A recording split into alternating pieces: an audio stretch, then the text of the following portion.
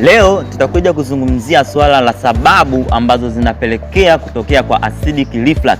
Sababu ya kwanza na pia ndio sababu kuu ya kutokea kwa acidic reflux ni kulegea kwa misuli ambayo tunaita sphincter iliyopo katikati ya tumbo pamoja na koo. Misuli hii hufanya kazi ya kuruhusu chakula kipite kutoka kooni na kuelekea tumboni, lakini misuli hii inazuia chakula kutoka tumboni na kurudi tena kwenye koo.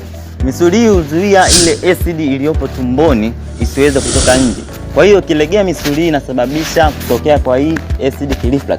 Lakini sababu nyingine ni mtindo wa ulaji pamoja na vyakula.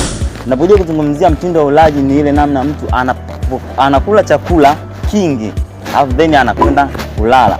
Lakini sababu nyingine ambayo vyakula vyenye mafuta mengi, vyakula vyenye asidi, vyakula vyenye viwango vya asidi kama machungwa, malimao, machensa vyenye viwango vikubwa vya asidi. Lakini vyakula vingine pia ni vyakula vyenye viungo vikali kama pilipili na vinginevyo.